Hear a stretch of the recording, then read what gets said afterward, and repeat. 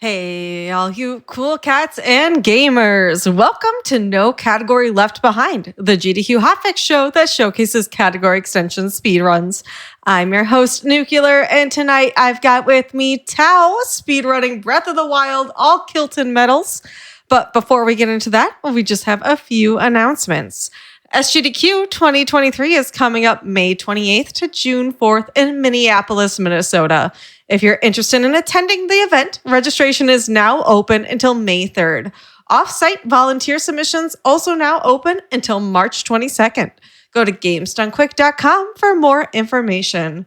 Games Done Quick is also returning to PAX East 2023 on March 23rd to 26th.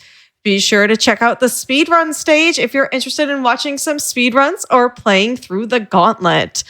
And just a reminder that your subs, Prime Gaming subs, gift subs, and bits cheered on the GDQ Twitch channel help support Games Done Quick Hotfix. Please consider subscribing if you enjoy the daily speedrunning content. And with that, I'll go ahead and pass things over to Tao to get us started. Take it away. All right. Thank you, Nuclear. Good evening, everyone. This is Breath of the Wild, all Kilton Medals. Quick introduction. All Kilton Medals is essentially the all bosses category extension for Breath of the Wild. I'm Tao. I'm a runner. I'm a Breath of the Wild runner for the past few years. I'm joined by a couple of friends. All three of us have contributed a lot to this category in terms of routing and working out all of the glitches. I think it's a fantastic category extension in the number of unique movement and glitches that it features. So I'll introduce my commentators. First is Swiffy. Hello, everybody. My name is Swiffy22. I've been involved with Breath of the Wild speedrunning pretty much since the game came out. Don't do many speedruns myself, but I've always been involved with like the routing process and glitch hunting, and this game is really a router and glitch hunter's dream, so here I am 6 years later. And joining Swiffy is Piston. Hello everyone, I'm Piston, and I'm also a runner and router of this game and this category. I've done this category a couple of times, and it's a pretty fun and interesting category, I think, with many unique movements, so I'll be excited to see what Tao has to offer us today.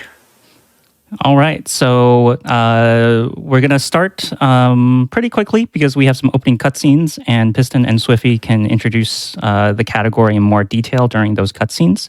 So normally in Breath of the Wild speedrunning, we start timing on gaining control of Link, and that's because of load differences that we don't want runners to exploit. But this being sort of a marathon, no reset situation, I think it's probably easier for us to just start timing on new game. So we'll start timing in 3, 2, 1, go.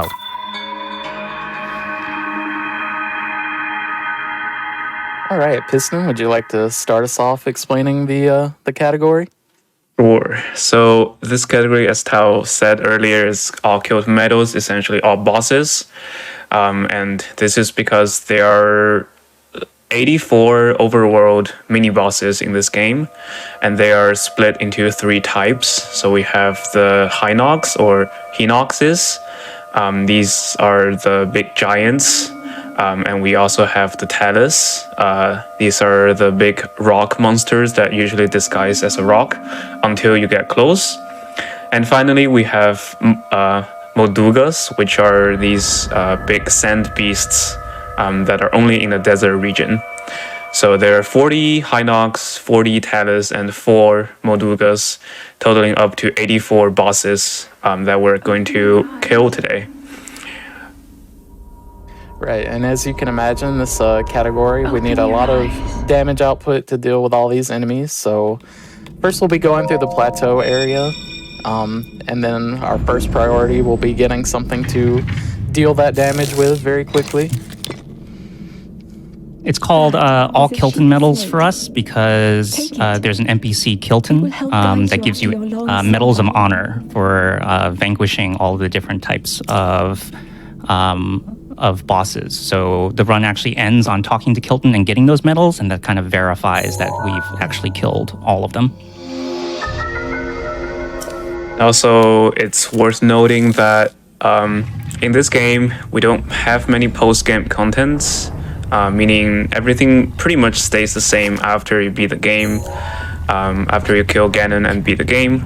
But this is one exception. So these Kilton Medals are only accessible after you kill Ganon. So at some point of the run, we have to do that.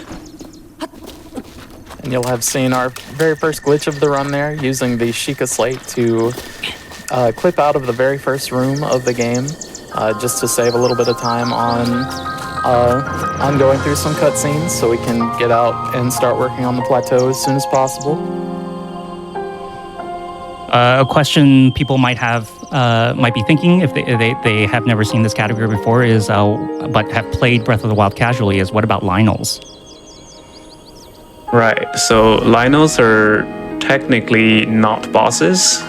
They are just a regular enemy. So what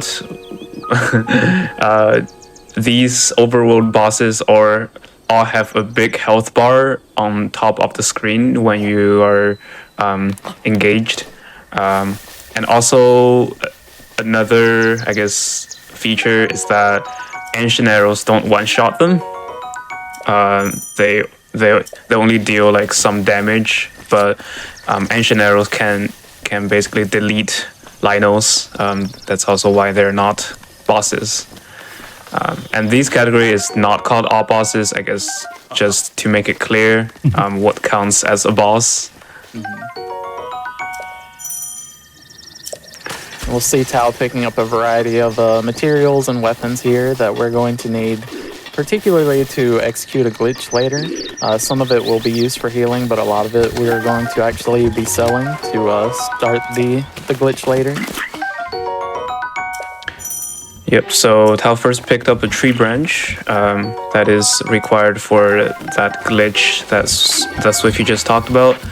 And he also picked up an axe because we will be cutting down some trees later, just for some movements. And the axe can cut on trees, tree branch cannot cut on trees.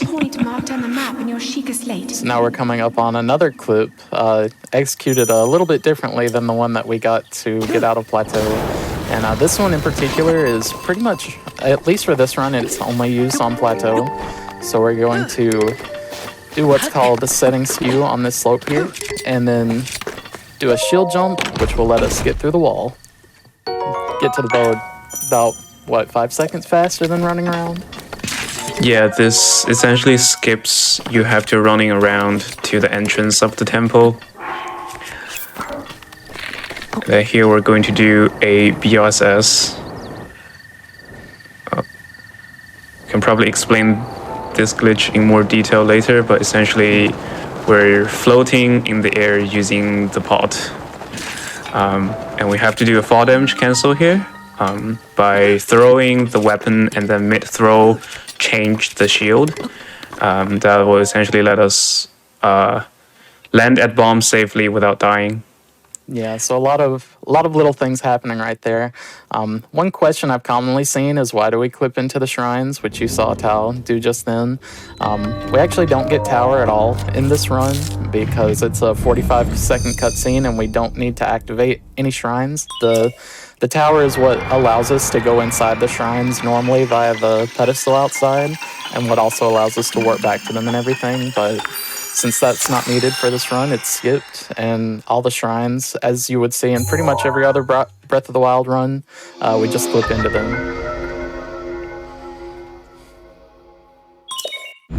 And here coming up is one of the major movement technique called wind bombs. So we're going to stand on this ledge. Hope that worked. Okay. Essentially, dropping 2 bombs in bullet time and detonating the first bomb will allow the first bomb to knock the second bomb into Link and send him flying. And we I think we'll be doing that in most of the shrines, if not all of them. Some wind bombs on plateau are a bit hard and inconsistent. Yeah. I think I've landed too much on my shield, so I have to just watch out for its durability. It needs to survive until Kakariko. Thankfully, we do have a glitch that can help with that as well. You may see Tao doing it here by unequipping the shield and re-equipping it right before you land on it. You're able to prevent it from taking any durability when you land. So that's a very convenient little trick that we have to use when we're in a tight spot like this. So Swiffy mentioned that we're skipping tower. That's usually something you see in a short category, like any percent. All dungeons just recently started skipping the plateau tower. And I think all Kilton Medals is probably the longest category that still skips tower, just because activating a tower not only gives you access to the plateau shrines, but it gives you access to war points across the map. Yeah, if we skip the tower, we won't be activating any shrines. We won't be able to, and by skipping those, we won't be able to warp to any of the shrines. There are still some warp points where you can get without the tower, like the Tech Labs or Divine Beast, but obviously we won't be doing any of those either. So although the bosses are scattered all through the map, there's an interesting technique that we'll be using to kind of simulate a warp without actually warping to the warp points that's in the game. So here we're setting up another shield clip, having some trouble. Yeah, I don't know. Yeah, this is, as far as like glitches that are commonly used, the shield clips are one of the ones that are more finicky. We still don't know entirely how they work, as far as like how the collision interactions go. But it can be fairly precise. You have to consider Link's angle as well as the strength of the skew needed to clip through the wall. Whoa. Yeah, and I think clipping to magnesis is also one of the most inconsistent in my experience. Yeah. There we go. There we go. There we go. And then we'll be doing another clip into the interior of the shrine. And for some reason, the elevator is active, even though the shrine isn't.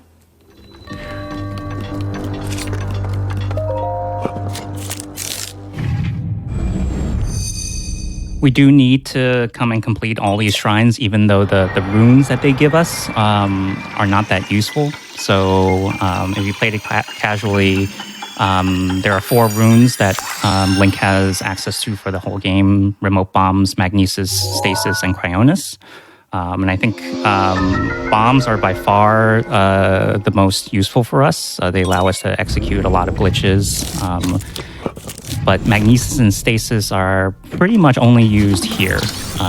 There's like maybe one other instance where we might use it. But so coming here and completing the shrine is sort of just perfunctory. We need to do it in order to advance the game. Yeah, this run would especially not be very fast if we didn't have Paraglider as well. And these are... oh, is this going to be? That's unfortunate. Yeah.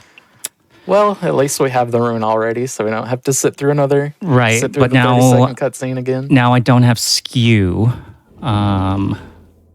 Just do the old stasis clip. I'll do old stasis clip? Okay. So there I mentioned that like I had landed on my shield one too many times and my D-pad messed up. So maybe you two can talk about the joys of the Nintendo Procon D-pad. Oh yeah. So usually we use the left or right D-pad buttons to switch the shields or weapons. Oh. Oh no. I was at less than full health there.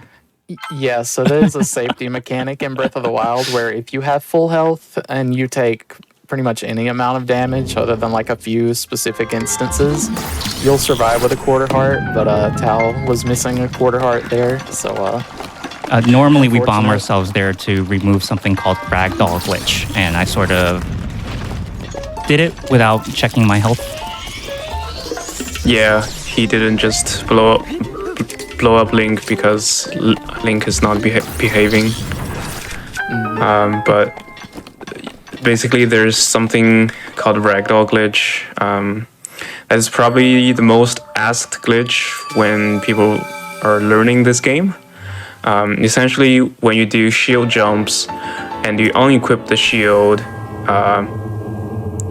basically, if you end the shield jump in a not normal way, like if you just unequip the shield mid-air, Link will immediately transition from the shield jump animation to the normal standing animation, and that gives Link a glitch where he cannot enter ragdoll state normally, which is what enables wing bombs.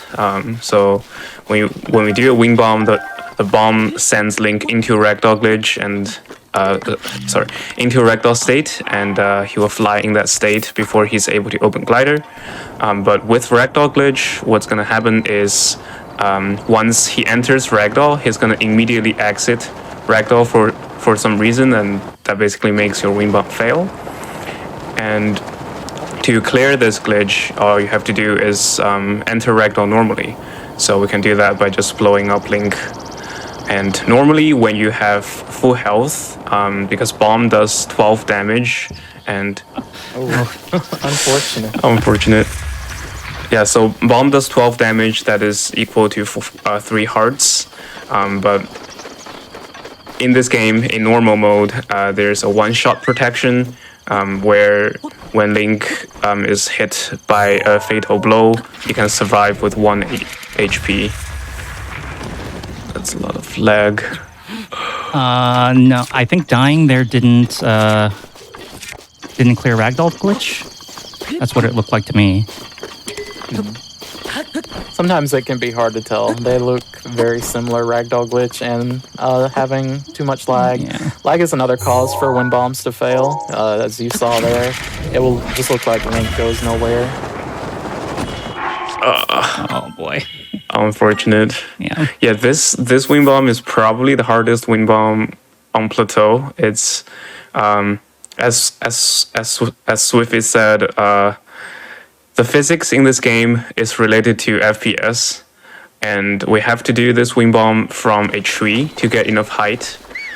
And leaves are probably the most laggy thing in this game. Another thing is water. So we're trying to look slightly up here so we don't have lag. And then we need to do a very high wind bomb to safely land at stasis.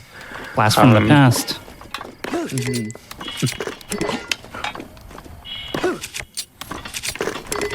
Nice. Very nice. I imagine you haven't had to do that, set that skew in a while, have you?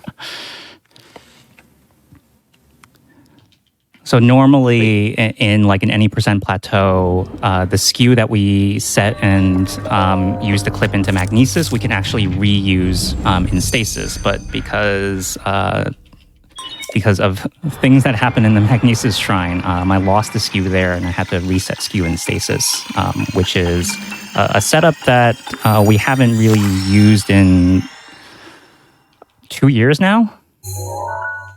Really long time. See somebody in chat asking if there's any lore behind the name of wind bombs. Wind bombs were discovered back in September 2019 by a Japanese player named Sarogashi, and if I'm recalling correctly, he really loves the Bomberman series, and I believe wind bombs, I think they may be called hurricane bombs in like the English localization, but they're one type of bomb that lets you clear large gaps. My jump input didn't read. Oh yeah. Oh no. It's okay. We're going to have a bad plateau and a good rest of the run. You got the Swiffy jump. The commentator's curse. That was a little bit of an inside joke from the Breath of the Wild community. Failing that jump is called a Swiffy jump, after Swiffy, who was on commentary, because of runners routinely failing it in one of our any percent tournaments when Swiffy was on commentary. The curse persists.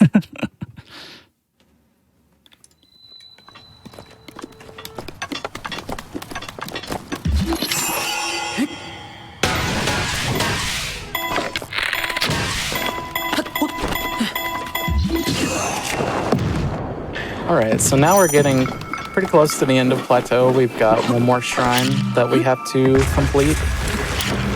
Just going to be using another VLSS to go over to the shrine here, but first we'll be making a small detour. Something that is pretty important for saving some time in this run is using bomb arrows.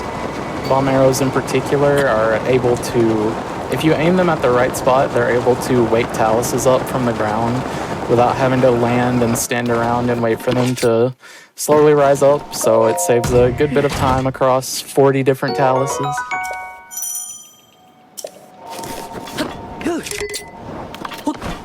And also, we can finally talk about BOSS a little bit, because we've been busy with other glitches. But BOSS essentially combines something called a bow smuggle, and also smuggling the bomb. Essentially, if we have both of those things stuck to Link's hand, and we step up a ledge, that will lock Link into the step up animation, which is not affected by gravity. Okay. The skew or the clip you're trying to see Tal do here is a little more precise than some of the previous ones you've seen. The collision for the shrine doors is a little bit larger than some of the other walls we've clipped through so far. So what he's trying to do is re-equip his shield on an exact frame during Link's skew. There we go. And there we through go. the wall, like you see there. And this is called extended shield clip, and it is a frame perfect trick. So sometimes it can be really annoying that you just can't pause on the right frame. But all of that, I've sort of eaten through the safety food I have. I have one bit of healing left, which should be enough. If you're watching closely, I still have a lot of food in my inventory, but I need to save it to execute the glitch, which we should probably name at this point. Last summer, a big glitch was discovered that we named inventory slot transfer. So maybe this is a good time to explain what IST is. Sure. So, yeah, last summer, no. I think you. So yeah, that's one example of the ragdoll glitch that just failed that wing bomb. Although we're not exactly sure why that happened, because sometimes you can wing bomb with ragdoll glitch still active if you get a stronger launch. It's still a really finicky thing. Yeah, it's still one of those little mysteries in Breath of the Wild that we're hoping to solve one day. We're still not even sure. We know that unequipping shield is what causes it, but we don't know why. Like, internally, the game is doing it. Yeah. So, back to the inventory slot transfer glitch. So that was a major game-breaking glitch found, I think, last year, around half a year ago. Basically, what it allows us to do is to trick the game into thinking we have fewer items than what we actually do. So let's say we have 5 items. We can trick the game into thinking that we only have 4. So what's going to happen is when we reload a save, the game will clear our current inventory before it loads in the items from the save that we're loading. And it does that by counting how many items we have and then removing that number of items from the inventory. So if the game thinks that we only have 4 items when we actually have 5, it's going to not fully clear the inventory. So it's gonna leave one. And that will allow us to transfer that item into the save that we're loading. So one obvious use is that this will allow us to basically duplicate those items. But as it turns out, we can also use this to somehow exploit the game's inventory system, and then we can do all sorts of crazy things, which we are about to see. Mm-hmm. So the next area we'll be headed to is Kakariko, because there are a few more useful materials that we have there that will help us accomplish doing this glitch and all the things that we want to use it for. But yeah, as Piston mentioned, the essential idea is that it duplicates items, but besides that, there are a lot of interesting quirks to it there that we can exploit to essentially max out some of our items, and also use the cursor to do some interesting things in the menu. I'll leave that as a little surprise when we get there. But yeah, we will be doing that in just a couple minutes. Yep, so this glitch inventory slot transfer requires our inventory to be in an exact state at every step. So we'll be doing a lot of inputs, like equipping stuff, drop items, that seems random, but when you link all of them together, that's all part of the setup, really. So most people who do this glitch just memorize those setups, and if you mess up one step, this glitch will fail. It's a very precise glitch, and that is why, as Tao was mentioning, he had a lot of food, but he need all of those for this glitch, and that is why we can't eat all of them. So we see Tao here grabbing his weapon of destruction for at least a portion of their own. I think if I just grab a third fairy, that should be fine. Yeah, that should be fine. So we are a bit low on food, and usually we grab 2 fairies for the glitch, so we're just going to grab 3 and use the extra for healing. And also we'll be grabbing some nightshades, some endura carrots, and some silent princesses.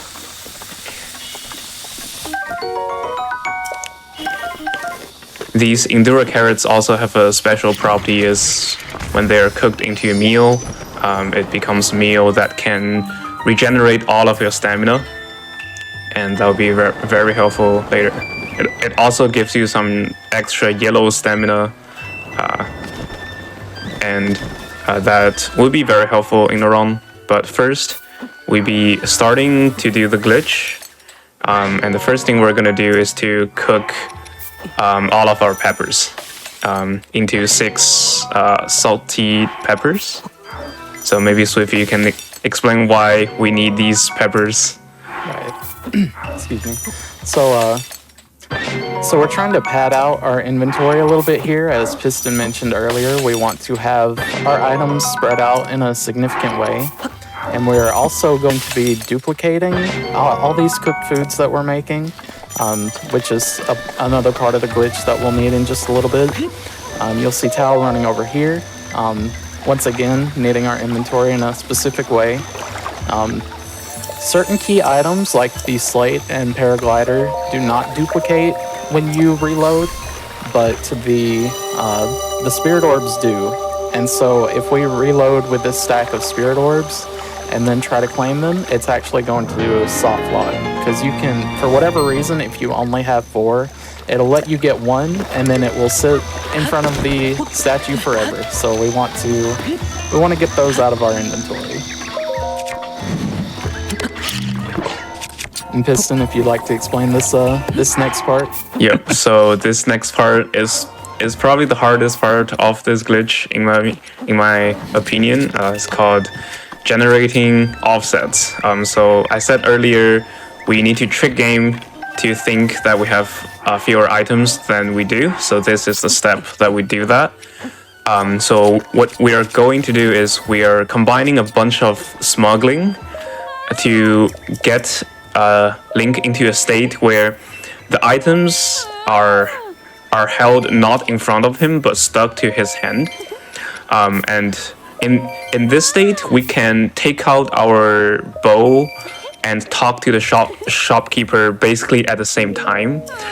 This will make the game think that the items are not dropped from the hand yet. And then the next step, so we have to do that in 2 rounds, and Tao just finished the first round, and here's the second round, and he's doing it very fast. So what we're doing now is we're selling these items, and this will basically make the game delete that slot. So it's going to say, oh, count number of items -1. But because we are doing that at the same time we're dropping those items, the game decreased that count twice. I'd have to sell something else. Talk to the shop. Yeah, maybe I didn't get enough blue nightshade. Yep. But I'm here anyway, so I picked up too many things too.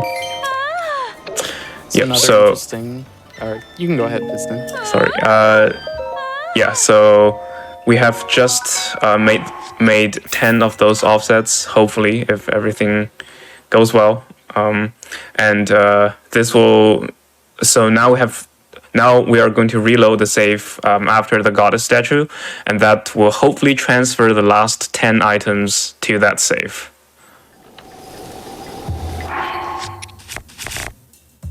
And that It looks worked, good. Yeah. There we go. There. You'll see here Oh. there's actually something missing from the inventory. So we bought the armor, which is something that was supposed to be transferred over here. And actually that page is now blank because we actually haven't discovered the armor tab in this previous state of the game. So what that allows us to do is basically it breaks the cursor in the menu, which allows us to do certain actions to items that we otherwise couldn't. So I think you'll see here. Yeah. So how that works is we're going to select an item and then trick the game into thinking we have another item selected, and that will allow us to apply the actions that we can do from one item to another. So you'll see as you here, can see there, Tao just ate the Sheikah Slate. we're also going to eat the Hylian hood to get it out of our inventory. Link is a very hungry boy. And also And getting you're rid of the paraglider. Thankfully for us, the paraglider is just the paraglider and slate as key items are both there for just for visual display purposes in the menu. We can still use them entirely normally in actual gameplay. We're not done eating yet either. No, Yeah, that and was just the start. And we have also eaten the normal arrow. One thing about the arrow slots is that even after you shoot all of the arrows, it will display that type of arrow times 0. And for this glitch to work, or for this setup to work, it's more efficient to not have that arrow slot. And thankfully we can just eat the arrows, and for some reason if you do that, it doesn't it deletes that slot completely. So you'll see here Tao just held some items that we're technically not supposed to hold, and using this glitch cursor we were able to hold 3 roasted carrots and then also cook that with a fairy and blue nightshade, which is a special meal that we need that is going to be used at the end of the setup. Yep, and that is what we call weapon modifier corruption. It is a consequence of IST, or another glitch that's discovered thanks to IST. So normally when the game loads the items, some items have extra data. Like the cooked items have how many hearts they heal, and that's not part of the item because the same meal can have different number of hearts they heal. So when the game tries to add that data, it basically loads in the item first, and then it applies that data to the last meal that's loaded. But with IST, we have a way to make the game not load that item. So the game will mistakenly apply that data into something else. And it just happens that the game uses the same memory space for the data of the meal and the modifier of the weapon. So when we apply data from meal to a weapon, it becomes a modifier. So with this, we can have a bow that has like attack plus 100. Yeah, you'll see Tal just or Link just chowed down on 60 food items there. So, as Piston was mentioning, when the food fails to load in, it will apply to the item that loads in directly to. I would say it directly to the left if you think of the inventory as like a list format. So now the one food that we have left is where that food data is applied to. So now all we have to do is take this remaining carrot, or we're wanting to duplicate. We're wanting to make it so that that carrot doesn't load in, and so its effect will be applied instead to the bow. Yep. So I'm just going to be careful where I drop these things. yeah, this is the part where I was hinting towards, where we're going to drop these items, pick them up, which seems random. But it's all part of the setup, so that looks good to me. Pay attention to my inventory when I move to materials here. You should see 999 fairies. Yep. So that is also another glitch that's actually not discovered because of IST, called inventory corruption. Essentially, we are lining up the items in a certain way so that we can write durability of weapons to materials, and as it turns out, the game stores the durability of weapons as fixed points. So one durability is 100 in the game's memory. So if you have a weapon that has like 10, that has more than 10 durability, and when you write that to the items, it becomes 999. Alright, so we are finished with our fancy little setup here. You may have seen, as Tal glanced at it in the menu there, our 10 damage bow now has plus 120 attack, or plus 112 attack rather. You did not mean And, That's the preview of the destruction. So this frantic bow now has 10 shots, and it can shoot 10 bomb arrows at the same time, and also each of those bomb arrows does 122 damage. Also, I have 999 fairies, which is about 10 to 15 times more fairies than I need to finish the run. And I also have a stack of 999 stamina food. So at this time, we're completely powered up, infinite health, infinite stamina. This bow, which as a community we've dubbed the Omega Bow. Unfortunately, the Omega Bow only has 45 durability. Right, so there's 84 bosses total, and even though we can essentially one-shot all of the bosses, it's not going to last us for the whole run. But we have something for later that'll be able to help us deal with that. Yep. Just for now, we're going to be heading over to deal with a couple of bosses that are a little bit out of the way before we head into Castle. Yeah, actually, still not done with the ISD setup completely. In the all bosses category, we are. I don't see the timer, but at this point, we're about to approach our first boss kill. And I think we are almost close to a third of the run for the total time. So we're going to walk on that talus to wake it up, and then just one-shot it.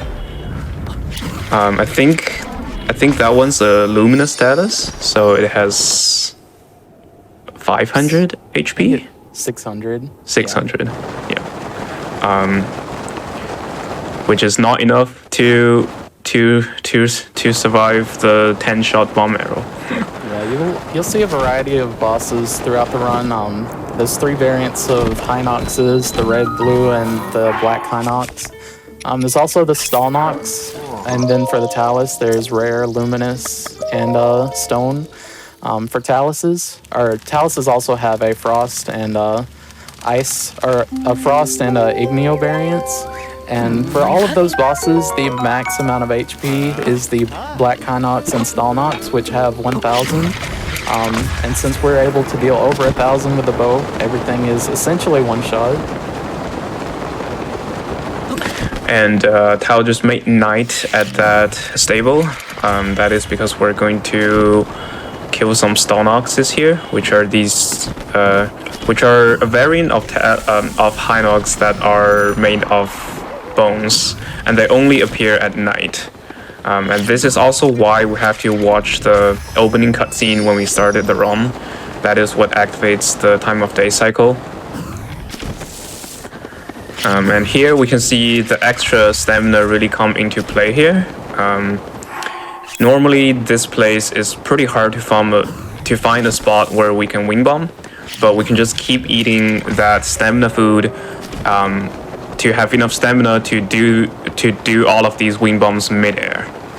Right, so important thing about wind bombs is that they do require bullet time, so especially in a particularly more flat area like this, it can be hard to find a spot. So thankfully all this stamina, it first allows us to not need to find a ledge to jump and bullet time off of, but we also save time not having to drop down at all and can just wind bomb while still in midair.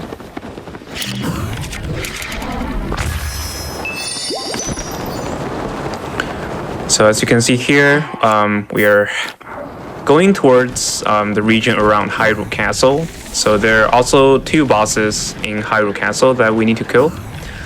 Plus, like we said earlier, the Kilton Medals are locked behind completion of the game. So we are going to just beat Ganon while we're still here. If you're familiar with Breath of the Wild Any Percent, this is going to be a very different series of fights than what you see there. Any Percent is kind of intricately designed to get specific weapons with a specific amount of damage and durability to be able to handle the blights and calamity. But instead, since we have this overpowered bow, we're just going to go in there and just melt everything. That Talus took 2 shots. I think what happens there is that when you shoot the ore, which is its weak point, sometimes like gems spawn and can get in the way of bomb arrows. Yeah, that Talus was just a tiny bit of HP left after the first shot, which can sometimes happen. And also sometimes if you get out of bullet time too fast, as the first arrow hit the boss can do this getting hit animation really quickly, and basically that will move his weak spot and cause all the rest arrow to miss. So for most of these bosses, we want to fire the arrow and stay in bullet time until all the arrow hits.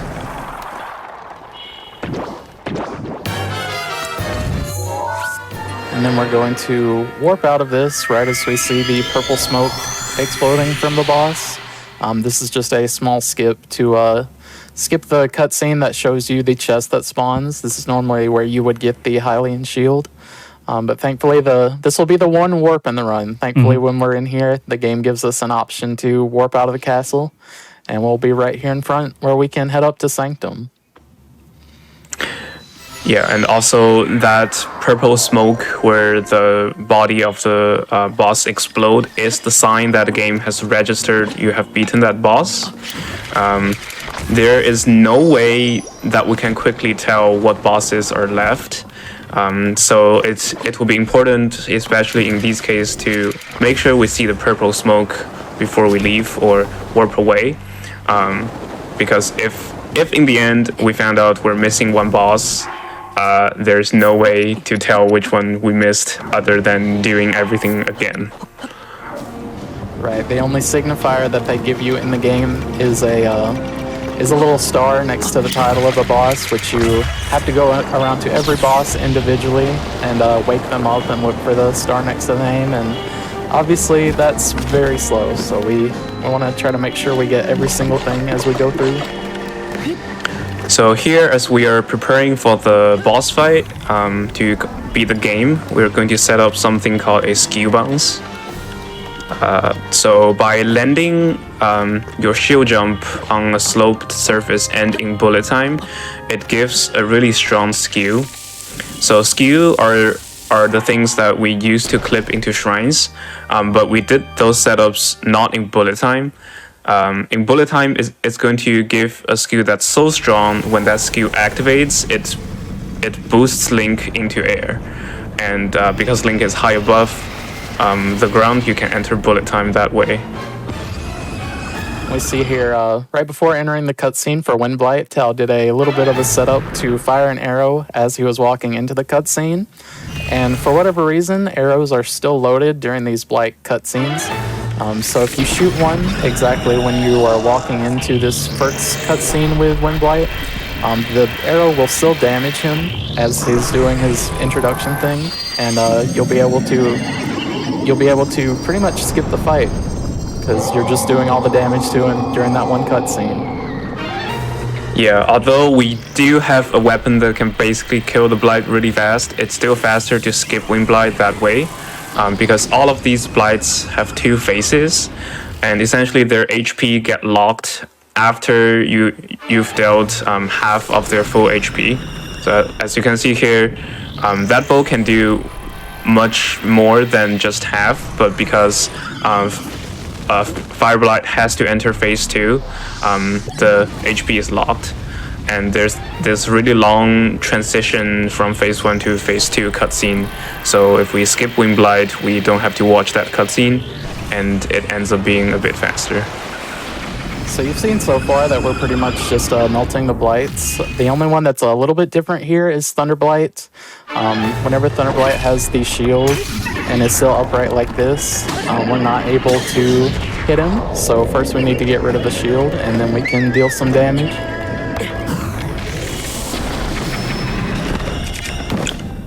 And just to be extra safe, we're also going to knock him down, because sometimes Thunderblight can get up too quickly and like immediately summon his shield again. Yeah, probably has something to thankfully do with like Thunderblight has much smaller hitbox than the other Blights, so not all 10 arrows can hit all the time. So here we're going to do the intended way to break his shield with these metal posts that he summoned.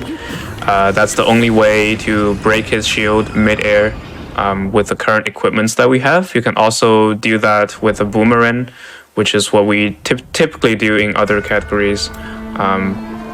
But here we don't have access to that.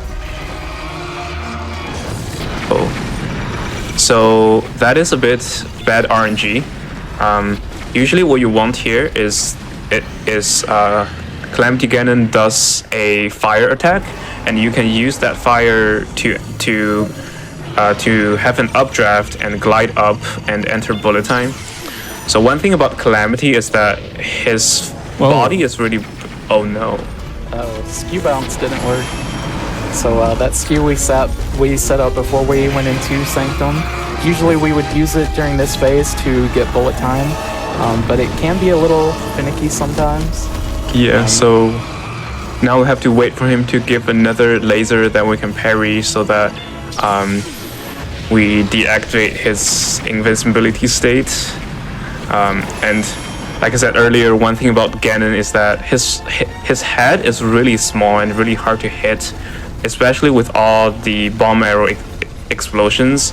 So this is why we would like to stay in bullet time if we can. This will basically allow us to hit him, hit his head with all our shots. But luckily, nothing went too wrong in that fight. Yeah, thankfully we have all the fairies and everything, so we don't really have to worry about dying. The main thing would be having the shield break, which would mean we can't parry anything anymore, but there is an extra shield that's in this area, so at least it's also there for a backup. We also have four shields. pot lids Yeah. just to make sure. Oh, that's true, yeah. One small side benefit of the setup I did in Kakariko is that we duped the pot lid that was in front of the cook pot 4 times, just for safety, but also for spacing out the inventory. Yeah, so Dark Beast is normally just an auto-scroller. We have to shoot these light spots with the bow of light, and they appear at the same time no matter what you do.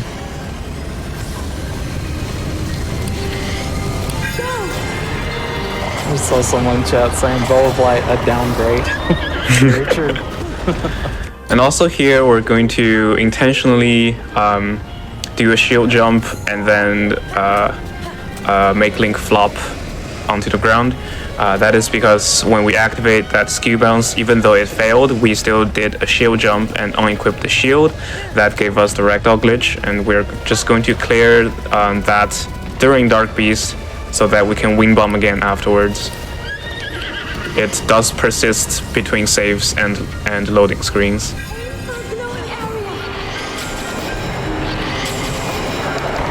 These targets can only be shot down by the Bow of Light arrows and ancient arrows. So can't use the Omega Bow on Dark Beast Ganon.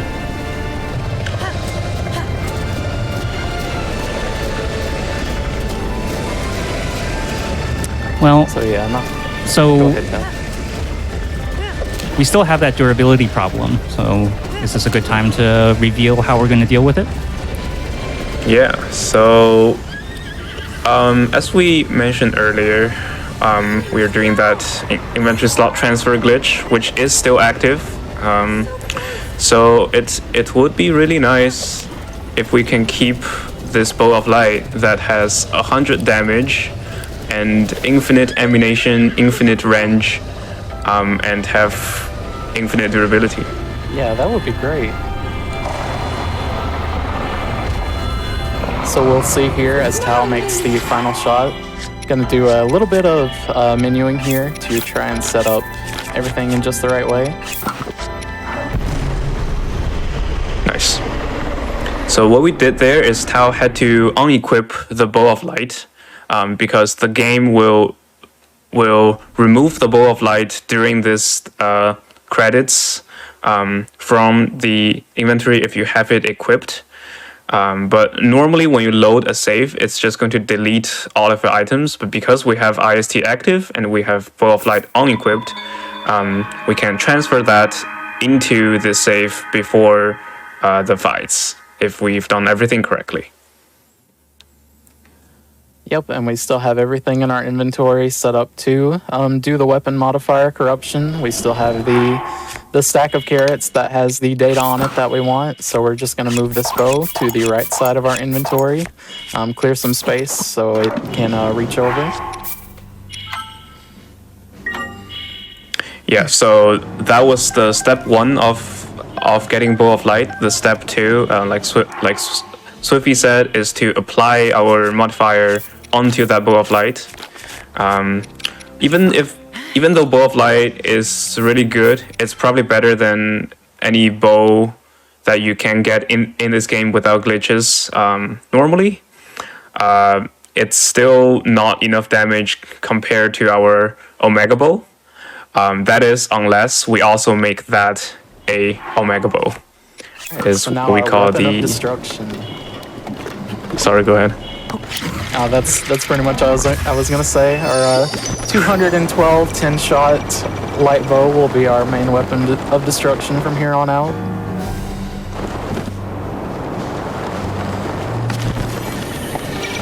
If you're in chat right now and you're wondering how did we figure this out, well, one of Piston's big contributions into the community was an entire inventory simulator. So when IST was discovered, Piston took it upon himself to design a web app that completely simulates how the Breath of the Wild inventory system works, and that's used throughout the community to come up with setups like this. Like the first few weeks we had the glitch, we were like in like a spreadsheet trying to plot out different slots in the inventory. Piston's simulator was a huge game changer and allowed us to develop this glitch a lot more than if we didn't have the tool. For sure, it's been incredibly helpful for pretty much every category, because basically any category besides the really short ones, like and any percent, have needed some kind of IST setup, and that first week of spreadsheets trying to map everything out was it was a time.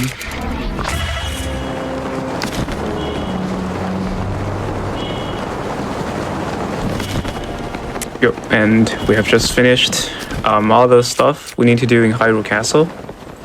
Where is this Stelnox? It's supposed to be here.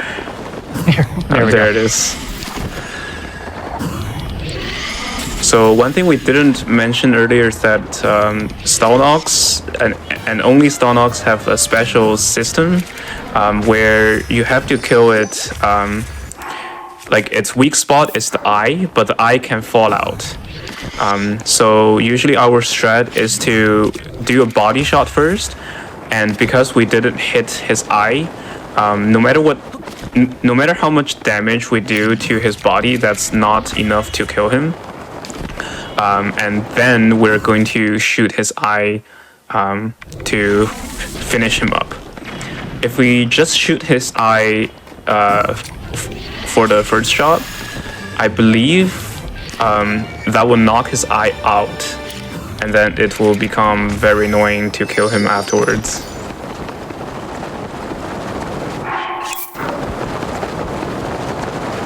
So now you're seeing a little bit of the synergy between the original bow that we picked up and also the bow of light.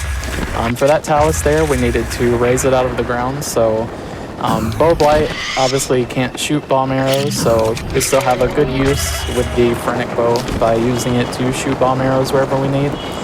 During the setup for the bow of light, we also duplicated the bow, so it will be enough to last us for sure for everything.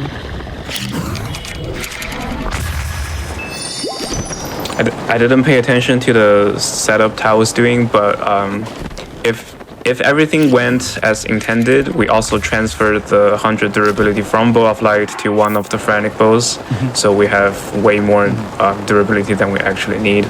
Yeah, I did that. So we have one Phrenic bow at 45 durability, or whatever 45 minus however many times I shot it was.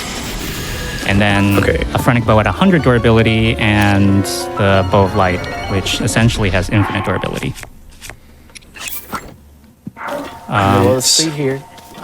There's as far as like the movement in the game goes, we've seen a lot of wind bombs, but not really many BLSSs since we've been to the castle area. So this one we'll be using to just get some good distance to go over to the next Hinox. Wind bombs are a very fast and convenient option because they can be executed so quickly, but BLSS travels at a faster speed. So even though it does require landing and requires a step up to execute the glitch, it can be faster in some circumstances where you have to travel a long distance.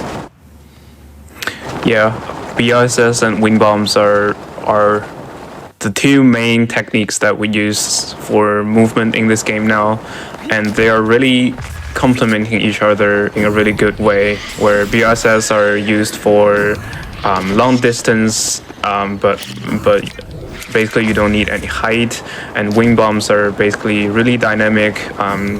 You can use them for really short distance or really long travel, or if you have to go really high, wing bombs are all really helpful, and you can do them mid-air as well.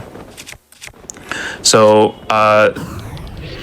like 2 High Noxes before, there were 2 things that happened that are pretty small, so we didn't have time to talk about it, but we had to kill a Guardian Stalker, but Guardian Stalkers are not required for this run. It's just he has noticed us, and to not have Guardians mess up the movements, we're just going to remove it from the game. And also, Tao almost forgot, but picked up a High Nox Toenail. That is because in order to get the rewards for killing these bosses, the Kilton Medals, you have to talk to Kilton. And in order to access these medals, you have to go through his dialogue sequence, and part of it is to sell a monster part to him so that his shop can open. That is why we have to grab any monster part. It doesn't have to be High Nox Toenail, but that just happened to be the one Tao picked up. And since we're killing these bosses, it's the fastest to grab a monster part from them. And it also just happens we had to land there. Normally with these weapons we have, it's optimal to just snipe these bosses from really far away. But since we had to land there, it's just really convenient to also pick up a monster part. So in Zora's Domain, it's always raining until you finish the main story quest here. So we actually have to land for this Talus because the bomb arrows won't produce the explosion to wake them up. And that's actually an element of RNG that can happen later in the run where it will be raining when it otherwise could not be, or might not be. And we have to wake the Talus up the slow way. So you'll see we're coming up to this next High Nox here. After this one, we're going to be heading to another High Nox that's a little bit out of the way. Interestingly located in a place called Talus Plateau. And you'll see a little bit of a preview of what this run is kind of structured around. So because this upcoming High Nox is a little bit far away from the next direction that we want to go, it would be inconvenient to have to gain all the height and distance to get back to this location. So after we see the purple smoke from the High Nox, after it dies, we're going to save and reload the game, and that will let us respawn at the last spot where we touch the ground, and we can continue the route from there.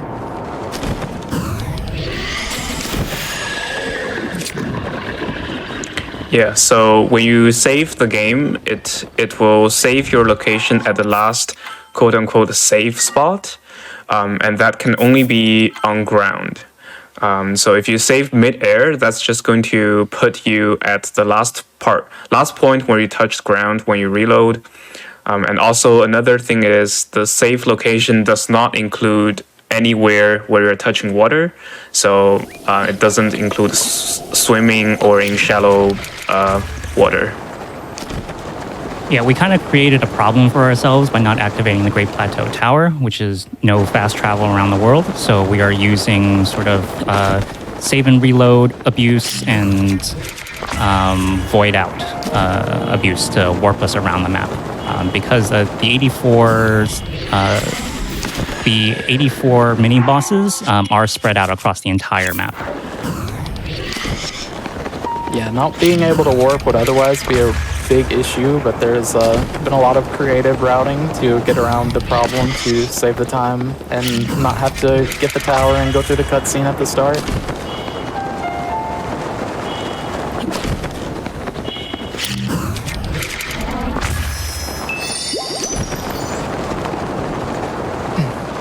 So at this point, So at this point, the major setup for the route, as you'd imagine, is pretty much done. So now we're just able to wind bomb around, go to bosses one at a time. I'd say the only unfortunate thing about bosses in this game is they have a pretty small load radius, so we do have to get fairly close to them, but it just means we get to see more of the map. We're coming up on a type of movement that we've dubbed floor is lava. So why don't you guys explain that? Yeah, so as we explained earlier, the game will only update your location for the save if you land on ground. So what we're going to do is we're going to never touch ground. And that will make the game never update the location to put our save at. So that way we can travel extremely far and kill all of the bosses there. And when we save and reload or void out, that's going to respawn us at the spot where we want. So we're going to intentionally land here and kill this red Hinox. And from this point on, we cannot touch ground at all. So that when we finish this branch and when we void out, we can respawn at that ledge there and continue in another direction. So we're gonna finish up killing this one talus here. You can really barely see this one because of how foggy it is here right now, but there's a talus down there waiting for us.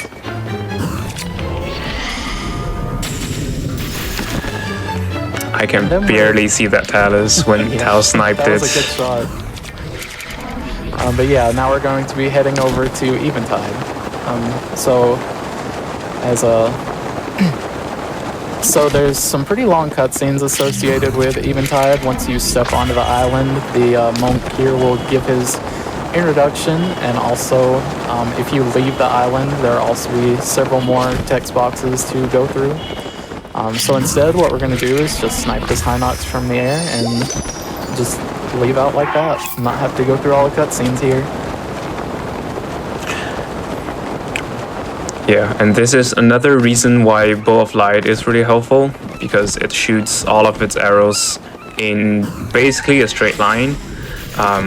So you can just aim at 1 pixel of the talus or Hinox, and then you're guaranteed to hit that pixel. Yeah, the light arrows ignore gravity, whereas like all other arrows are affected by gravity somewhat. Even though our other bow is a long-range bow, the distance we're talking about here is just so big that the arrows will have to curve down. So this was our first example of a floor is lava branch. Just 3 bosses here, but kind of like a quick introduction to the idea. Once I kill this talus, I'm going to drain all my stamina and drown, and that will warp me back to the last safe coordinates like Piston mentioned.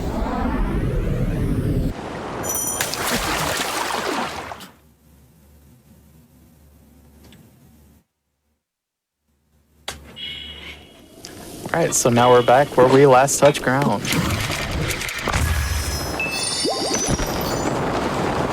Yeah, and there are basically two ways to do this. I think most people call this void out warp. One is save and reload. One is just drown or fall into a bottomless abyss. Usually those two ends up being about the same, because when we do this kind of warp, the game has to load in a different part of the map. So the load is really long. So it just ends up being, is it more convenient to do one or the other? And as far as voiding out goes, as like falling into a bottomless pit, those are particularly rare in Breath of the Wild, at least in the overworld, but we do actually have one that is in the route. There is a Stallnox near the edge of the map in Hebra that you'll see later where we can use a void out.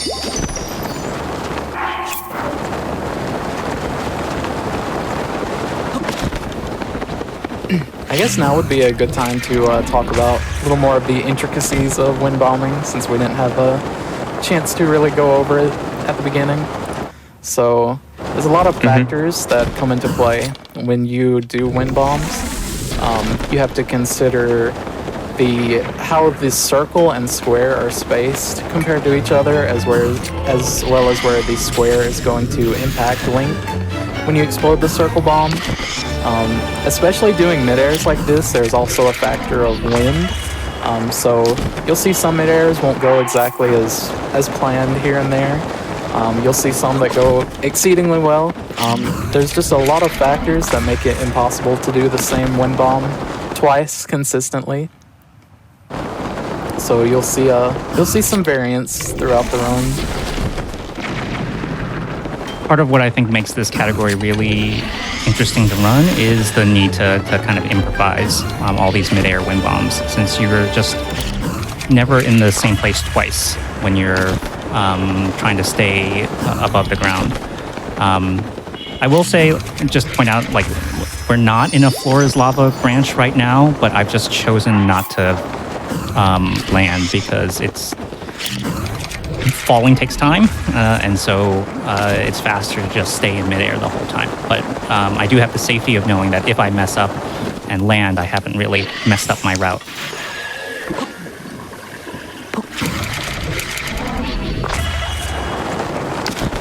You also see like wind bombs right there. You'll see Tao turning Link during some of these, and mainly what that does is it exchanges height for speed.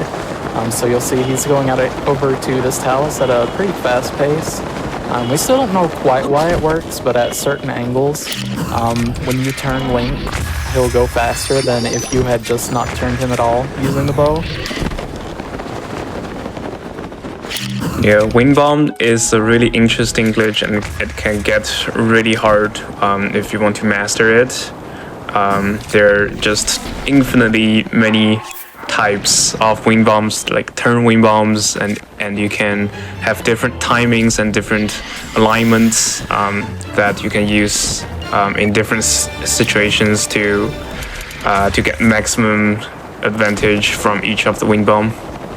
Right, a good example that actually happened on Plateau earlier. The wind bomb that we used to get to stasis, you actually want to delay dropping the square bomb by just a little bit, because it spaces the bombs out in such a way that it causes Link to go higher than he would if you just detonated them both immediately.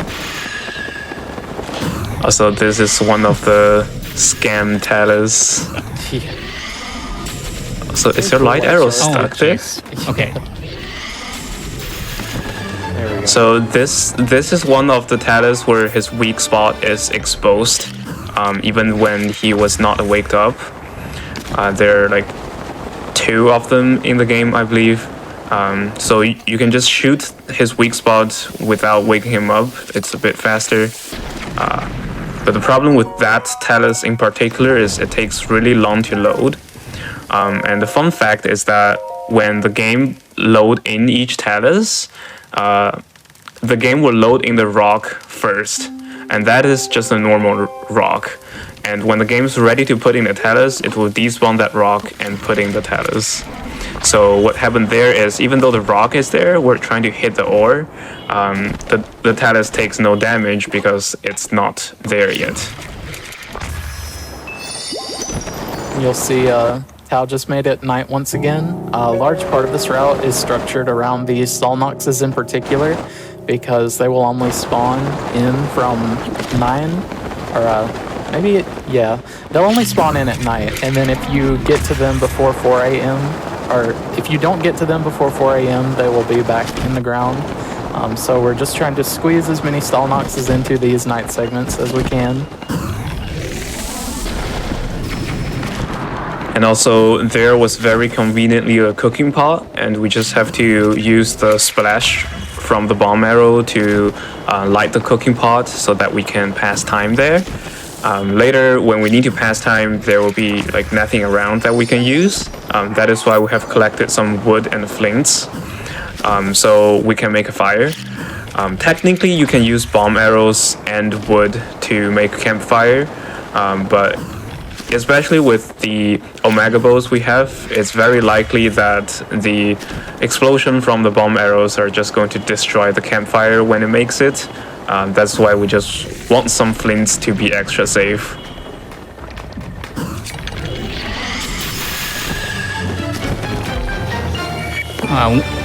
It's been a while since there's been a loading screen or a cutscene. So can you guys talk a little bit about how the play pattern here compares to other Breath of the Wild categories? Sure.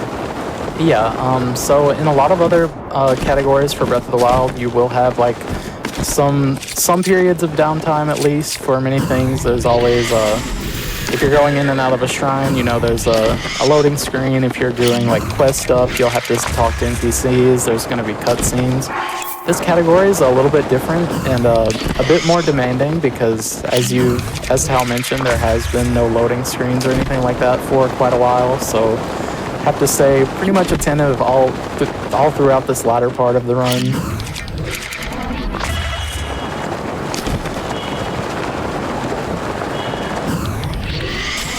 And also, this category really has some unique movements. All the other categories involves some kind of collecting shrines or do the divine beasts, which when you do them a lot really gets repetitive, and you will see longer categories essentially recycle movements from the shorter ones. But here we are only going to the bosses. We're doing none of the shrines, none of the quests, and none of the divine beasts. So a lot of the movements are only unique to this category.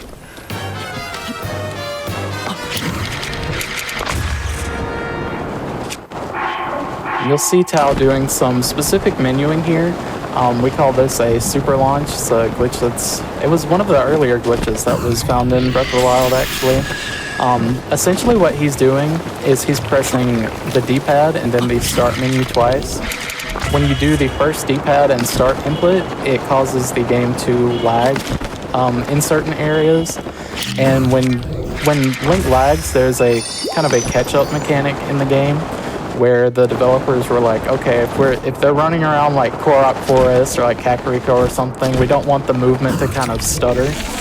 So what they did is when the game lags, Link's movement will increase by 50%, and we can use that lag by pausing and then unpausing during a specific time, and we can put that 50% speed increase into our wind bombs to travel around even faster.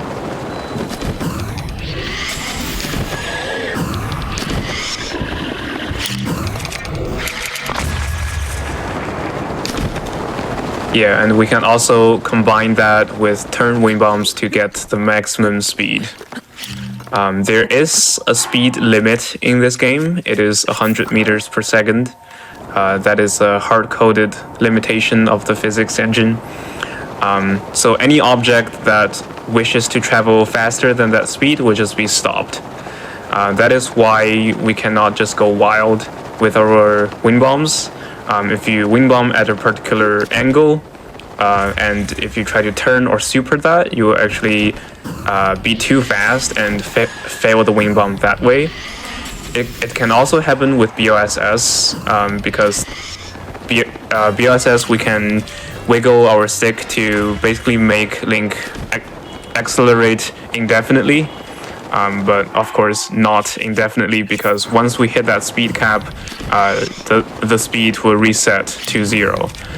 So a lot of times what you will see runners do is that they will wiggle until it's almost the speed cap, and then they will stop for a bit and for Link to slow down slightly before they start wiggle again and repeat that cycle Right. So until we get to BLSS the destination. Yeah. So BLSS thankfully lets us get to the speed cap a lot more easily. With wind bombs, there are certain qualities about the ragdoll state that unfortunately don't let us get quite the same amount of speed, but it opens up the option to make both glitches very complementary to each other.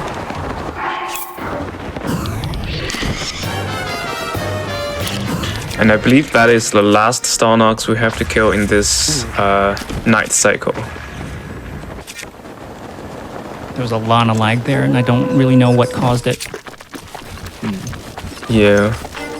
This is a bit unfortunate place to fail that wing bomb because it's not easy to do a wing bomb setup here. Wing bombs, you have to enter bullet time to do them, and over there it's really all uphill in the direction that we want to go. So we basically just wing bombed in the other direction to just so that we become mid-air and we can do another wing bomb in the right direction.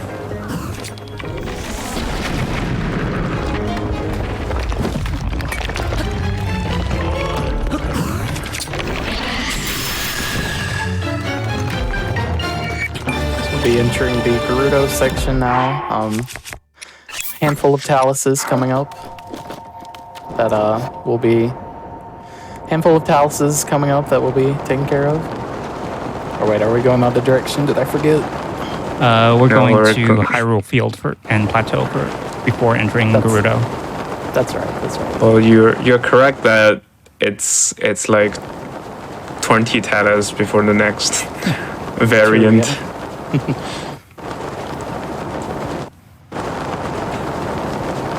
Yeah, so this is one of the areas where the potential rain RNG could come into play, but looks like we're good looking at the weather radar in the bottom right. And maybe we can also talk about how finicky it is to wake these talas up. Oh, you know all about that. So yeah, you can see Tao kind of shooting at a specific spot that's not exactly on top of the talas to wake them up. So it's actually very strange, like where you have to shoot them. It's very counterintuitive. I think it's that when taluses are underground, their arms are kind of in a weird position where if you shoot a specific spot on the ground, it can break that arm below the ground to wake them up. So for that one that Tao just woke up, it's in a different resting position where his arms are visible. So these ones are easier because you can just bomb in between the arms to wake him up. But for the ones that have the arms hidden, you kind of have to just memorize where you have to shoot for each one of them. And the mantra I learned is find the pointy side of the talus and then shoot about one talus length away from it. Yeah, we do have to memorize in which direction all the taluses kind of wake up in. Yeah, and also talus have 3 different types where their weak point can be. It can be like on top of it or on the side. So sometimes you have to make sure you're also on the right side of the talus. Otherwise, his body, which is invincible, will be blocking your line of sight with the weak point. Talus after talus, and we're seeing here the bomb arrows really being advantageous for us, being able to use them from way up in the air to raise the talus without having to go down and wait.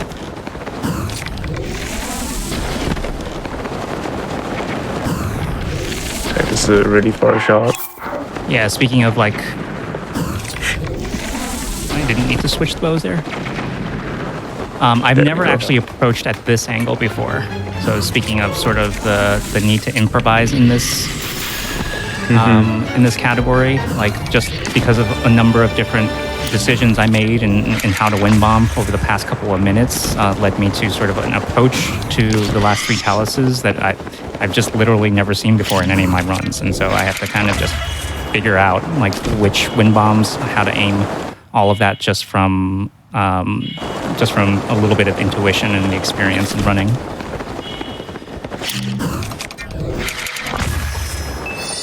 So this may be a good time to talk about a little bit of the history of the category as we make our way into Gerudo. Yeah, so this is just boss after boss after boss now.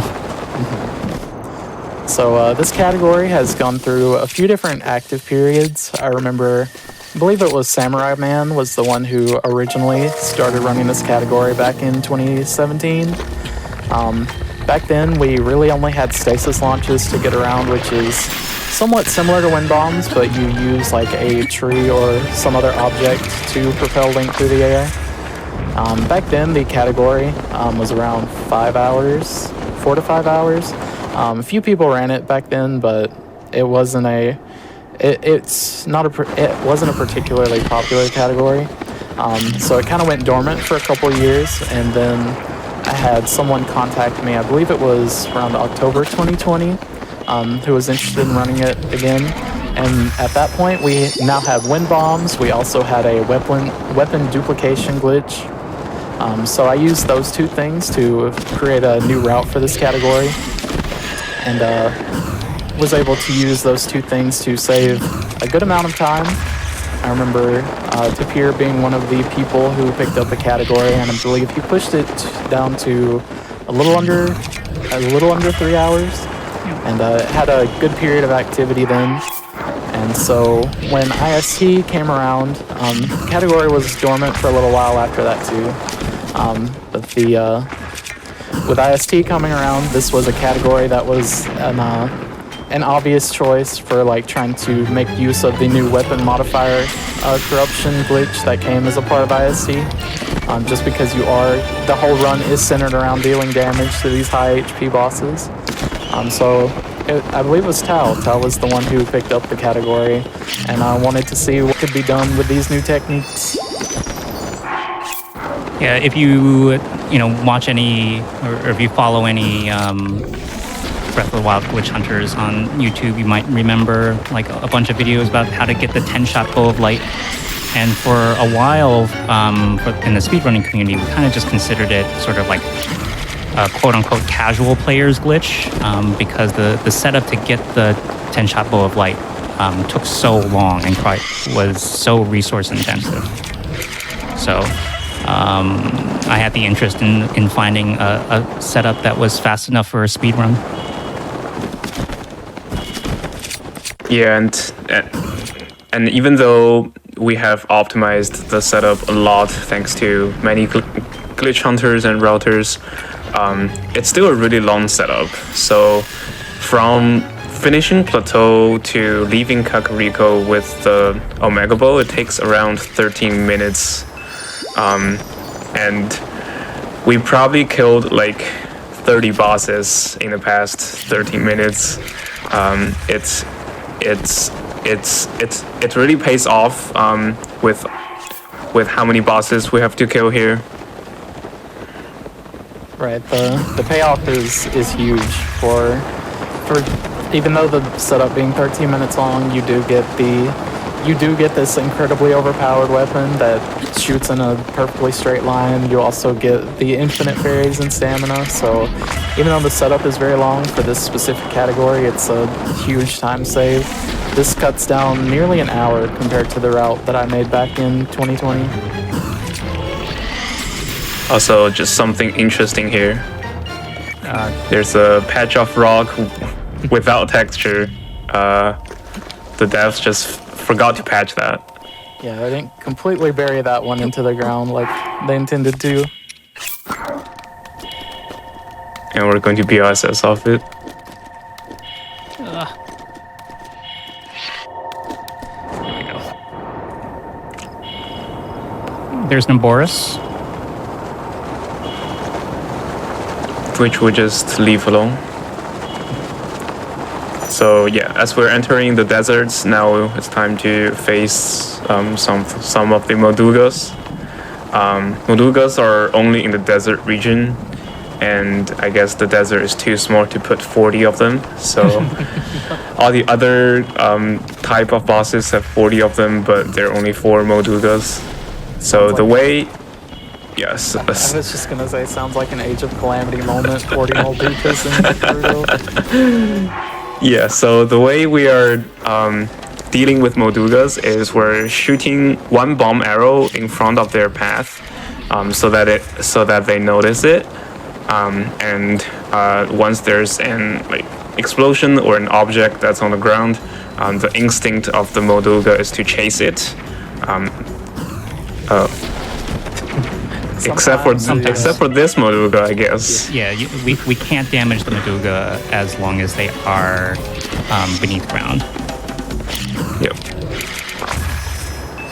But yeah, you saw there sometimes their AI doesn't like to react to the bomb arrows on the first instance, so it can take a couple tries every now and then.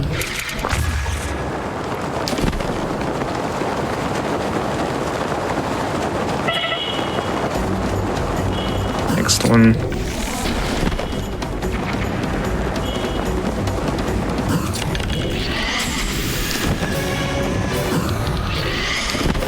And then our final Molduga will be over here next to the Shrine Quest.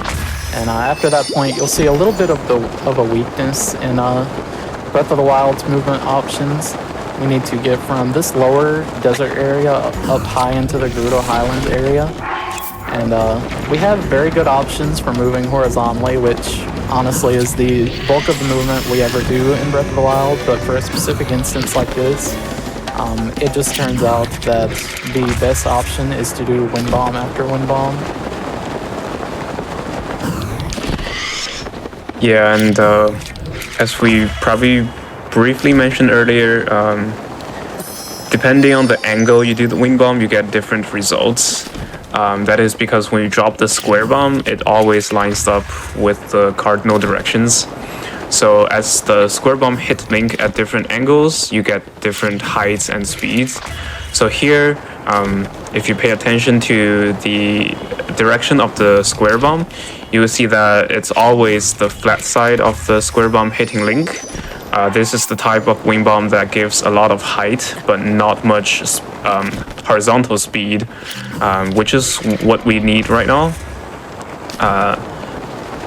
We are still doing some turns because we have enough height to reach the next talus now, which is right in front of us on that little platform.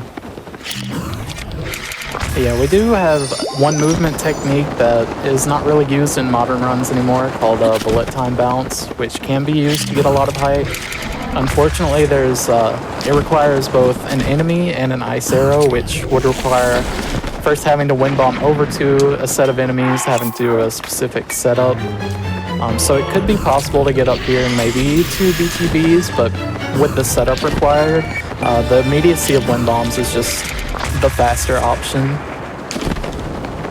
You also need a bow that doesn't kill the enemy you're trying to BTB off. Yeah.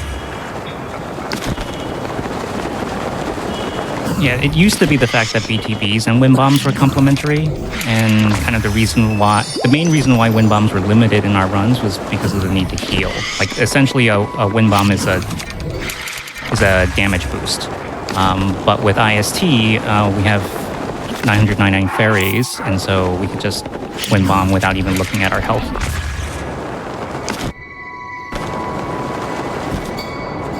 So here's the first instance of a Frost Talus.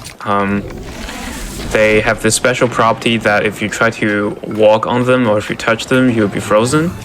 So normally, I guess casually, you have to wake them up and then use a fire weapon, or I'm not sure if bomb arrow works, but you can put some fire on him to basically melt the ice, and then you can climb up to beat it. But here, once we use a bomb arrow to wake it up, we don't have to go close to him. We can just shoot him from far away.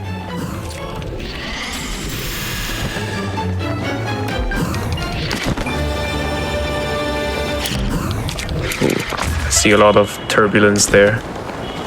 Yeah, there's a lot of wind here. Wind is the #1 enemy when trying to mid-air, because before you, I guess during the setup, it's possible that the wind can blow the bomb and Link out of alignment. I think that's kind of what happened there. Oh, I ran out of stamina.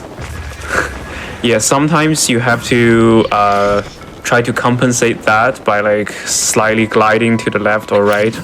But sometimes the wind is just so strong that you can't do anything other than fail the wing bomb. Yeah, there's a really strong headwind right now. But, okay, we're through. Yep. There we go.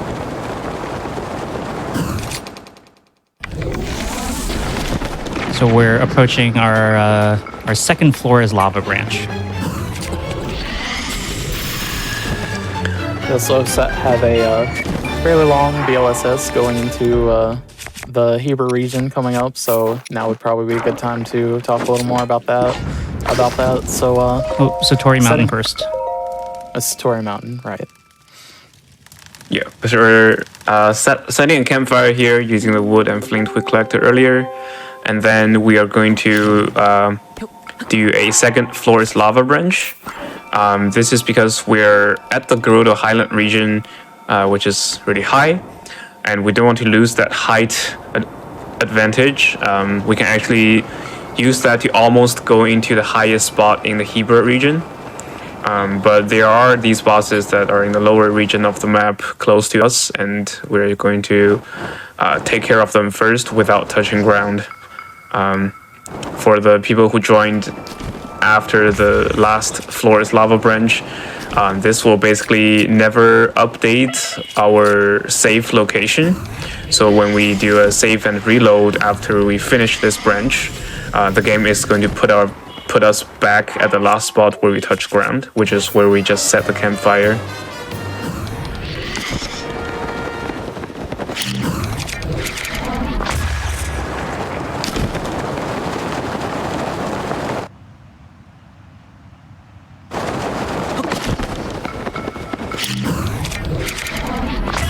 I think sometimes I've chosen Sorry. to... Oh, sorry? I was gonna say, have you ever had Lord of Mountains spawn there? I had in a previous route. Okay. Like, we went through a bunch of iterations in the route when we first figured out a fast WMC setup. And I remember getting Lord of the Mountain there. Piston brings it up because when the Lord of the Mountain spawns, which is like this mystical stag on Satori Mountain, it actually prevents that Stalnox from spawning, which would be really bad RNG because you're in the middle of a Flora's Lava Branch. Yeah. I've never had that, but the only way to deal with that is to save and reload and pray that Lord of Mountain doesn't spawn again, which most of the time it doesn't. But it's just a really unfortunate time loss because of RNG.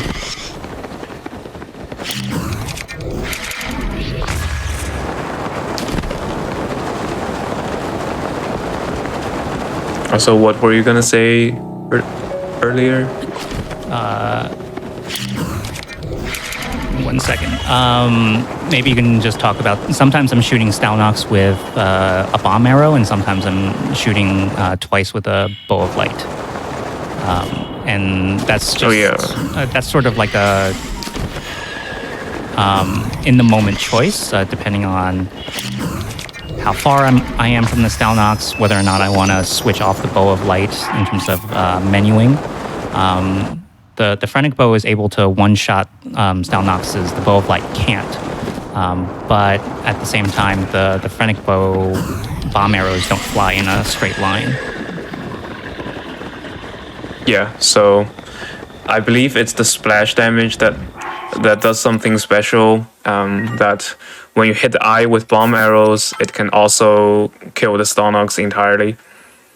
But with bow of light, if you try to hit the eye, I don't think you can kill him, and then it becomes really annoying after that, because the Stalnox would either protect his eye by covering it with his hand, or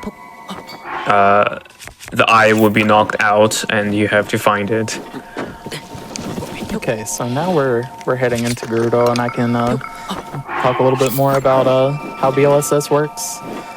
So, as Piston mentioned earlier in the run, it's a specific combination of glitches, but to simplify things, we're kind of getting Link in the state where he has both the bomb and the bow in his hand at the same time. And essentially the bow, when you have the bow in this state, when you step on up to a ledge, Link can't finish the step up animation. And for whatever reason, they made it so that gravity does not affect Link when he's stuck in this state. So this will persist as long as you're holding B and also any direction on the control stick. And the bomb is also, if you're familiar with Super Mario 64 speedruns, I kind of think of it as the similar to the ball bomb that's used to get the first star, where they use it to clip through the gate. The bomb in this game is also pushing into Link in a similar way, and wiggling allows us to build up speed, and that collision is able to push us backwards to where we want to go. Nice shot there. This shot can be pretty tricky with how that talus is positioned. So now we just went through kind of the southwest region of the map all the way to the northwest. I was gonna say bottom left and top left, but I want to be more smart.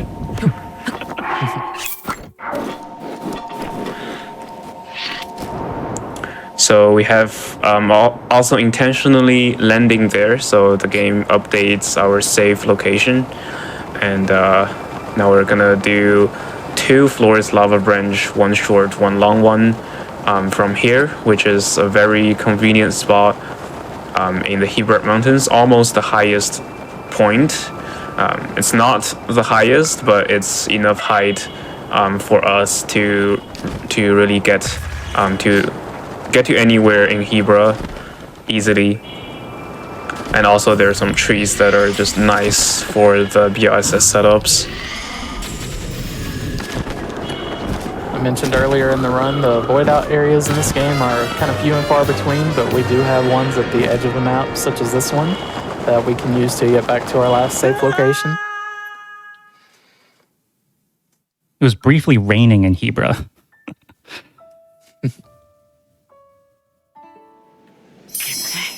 Okay, nice.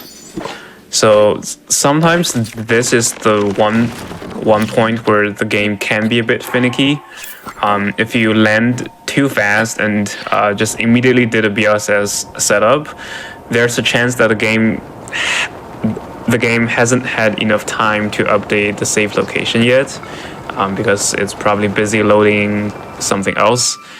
So what I usually do there is I'll try to walk on a rock next to the tree like a couple of times, just to be extra sure that the game has updated the safe location, because if it doesn't, it will put us all the way back to Groot Highland, and that's basically would kill the ROM. So we're having some trouble here. I think Talus didn't load yet. Well, there we go. Some fireworks for you to look at. Oh, wow. Yeah, so earlier we said this bow is 10 shot, but we didn't really talk about the fact that those 10 arrows all go to the same spot. That is actually a special property of the bow also having the zoom capability. So some bows in the game have zoom function. That includes the frantic bow and the golden bow. But that is also a property that we can give any bow with weapon modifier corruption. So if the bow has zoom for some reason, it will make the multi-shot all fire at the same spot, which is what we want. Otherwise, it will fire all the arrows kind of like a spread shot, and that will not be useful to us unless we are really close to the boss, because essentially only one arrow would be able to hit the boss. Right, so a lot of incredibly convenient circumstances that go into allowing the things that we do in this run, such as the arrows being forced into a line in a bow that zooms, as well as things like the weapon durability, making it so we can have hundreds of fairies very easily. Yeah. If they chose to have like one durability equals to one item, it will be hard to get a weapon that has 1,000 durability. But in the game's internal system, one durability is 100 in value. So with any equipment that has more than 10 durability, when you write that to a material with the IST glitch, it will give the maximum amount, which is 999.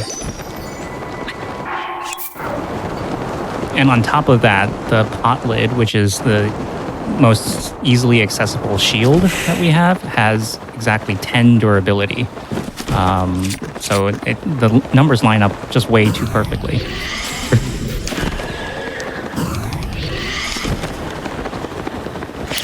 There is a drawback of the zoom bow, is that they have a reduced range that you can aim vertically. So with a normal bow, you can aim almost perfectly straight above and almost perfectly straight down.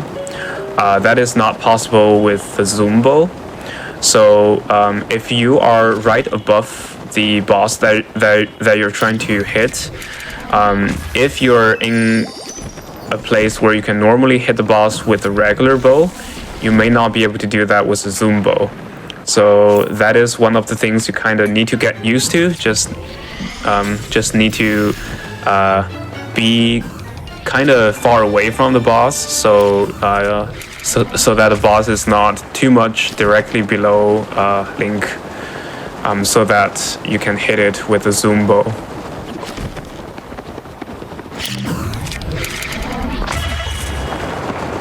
Yeah, So coming up on this last talus here. Sorry to cut you off.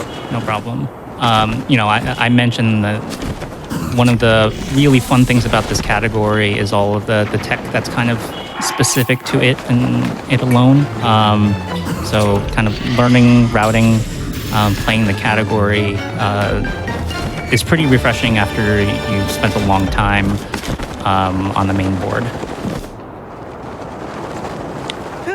Here we're also going to fall down this cliff, and that will respawn us back in Hebert Mountains. We spent a lot of time getting height to get into Gerudo Highlands, so we're trying to take advantage of that height as much as possible. So first we used it to get over to the Heber region, way up here, and now we're going to use that height once again to start making our way towards Eldon. You get the gift of really good weather in Hebra right now. Yep. Hebra is like, I think 70% snowing or something, and because it's snow everywhere, and when there's also snowing, it's really hard to see anything. I remember in an early version of the All Shrines category where you have to do a BTB in Hebra, sometimes it's just you can go in the completely wrong direction and not know because you can't see anything. So that Frost Talus is the last boss in Hebra, and we'll be going to our last kind of area of the map, which is you can kind of see it in the background there, that huge volcano. That's the Eldon region that we'll be going into. First, we're going to be passing over the Typlo ruins here. As we pass over it, the lights are going to cut out, so be aware of that. We do have to kill a Hinox that's in the area, but first we're going to touch down on a nearby cliff and then wind bomb back. Yeah, the blackout zone does extend a bit above the cutscene trigger. Normally when you enter that region, the monk will introduce you to the area and tells you to find the shrine that's in the dark. which we are going to do. We are not going to do the shrine, but because there's a Hinox there, and it is within range of that cutscene trigger, so we do have to get that cutscene. And this is also why the run is fastest in English, because this cutscene that we are about to get is 7 seconds faster in English compared to the second fastest language.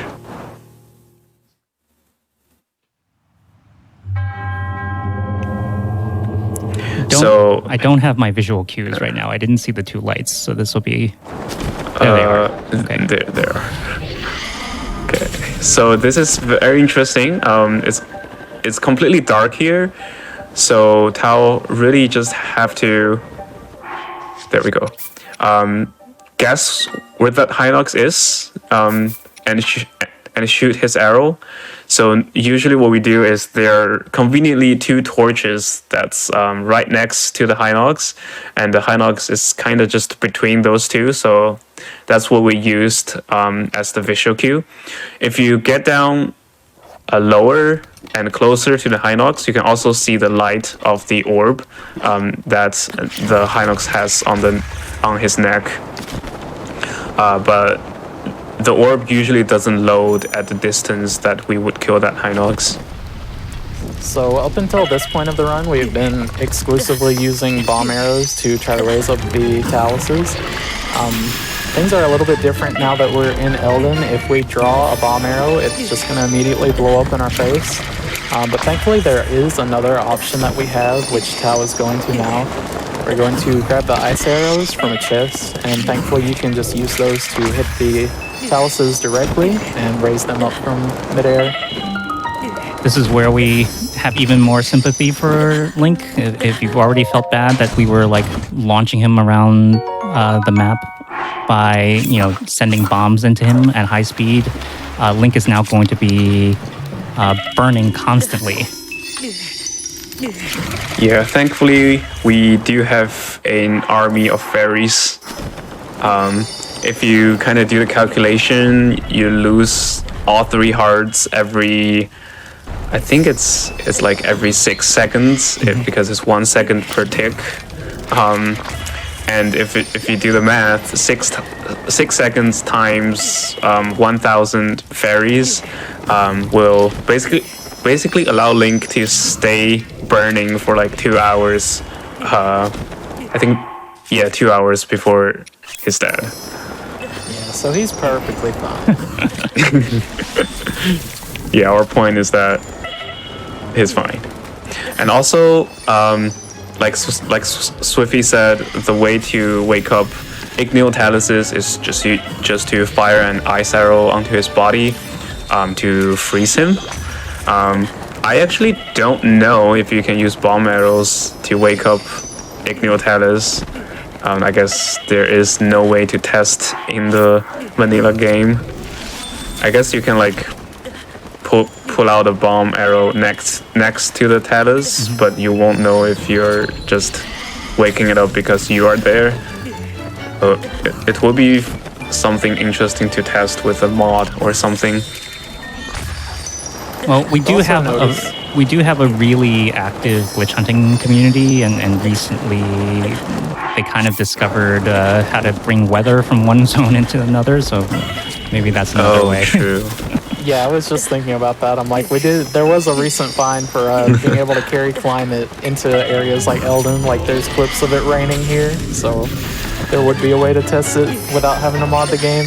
This game has so many glitches that have been found over the past years. It's really phenomenal.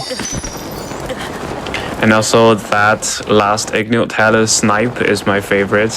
You kind of have to shoot an ice arrow aimed at like really high above that Talus to account for the distance that a ice arrow has to travel.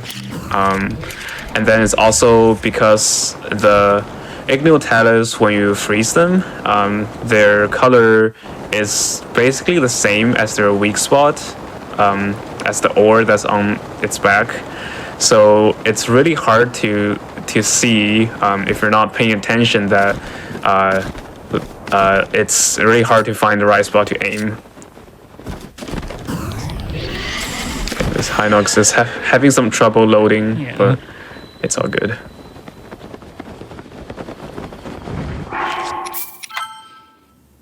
I guess we didn't really mention that was also another floor's lava branch.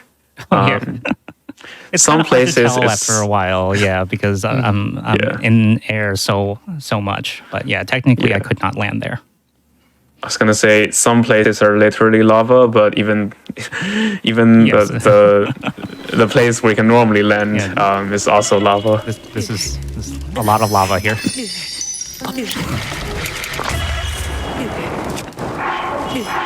So now we are pretty much at the end game of this run. You'll notice this category is called All Kilton Medals, but up to this point, as far as we've gotten, we have still not met Kilton. So we have 0 Kilton medals. So we are gonna go take care of that now. There's a specific spot where we have to go where when we first meet Kilton before he will spawn in other locations. It also has to be nighttime, so we're going to make a quick stop to set time tonight and then speak to him before meeting him at the location of Terrytown. Thankfully, you don't have to go through the whole Terrytown quest in order for him to spawn there, and so he ends up conveniently very close to where the end of this route is.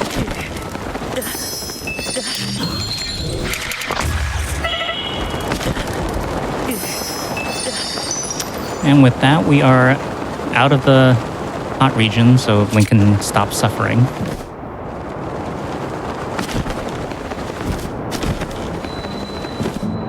And very conveniently, there's this cooking pot, and this is also not far away from our next boss, so we're just going to make it night here. Yeah, just a few more bosses left. We're approaching the end of the run.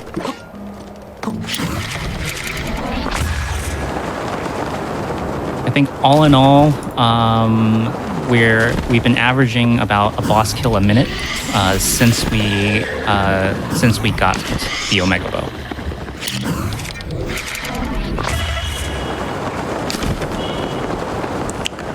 And we're going to meet Kilton.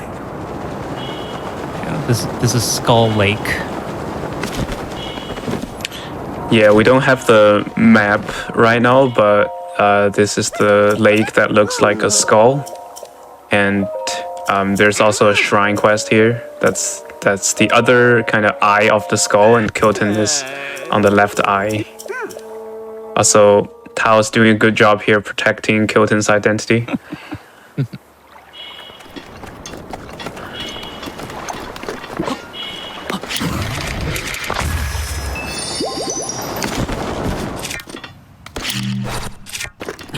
We're gonna have another Hinox up here once we get up to the top of these cliffs, and then we're gonna have one more Stallnox waiting for us to finish out the run.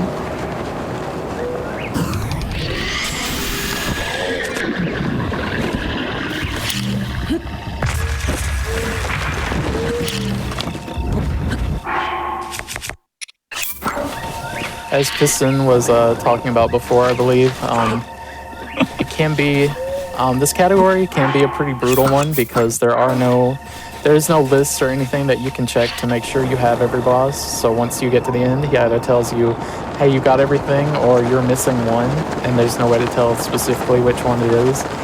Thankfully, since this is kind of the focal point of this category, it's a little bit harder to miss one compared to something like 100%, which also does this quest, or does this objective.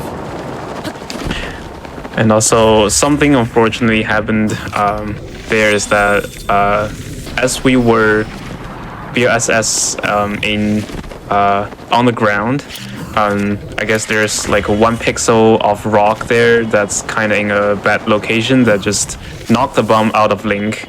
That could happen if you're BSSing on specific parts, and it's just really unfortunate because once that happens, you would have to go back to the spot that you do the step up and do the setup again.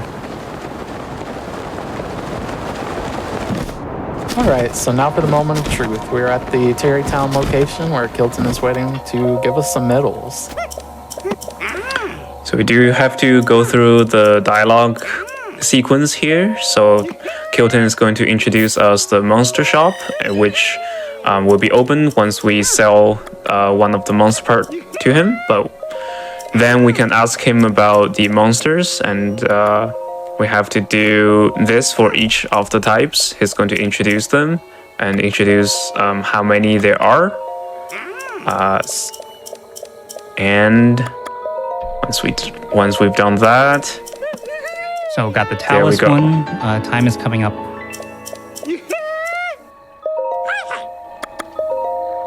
Time will be on the third medal. So this is number 2.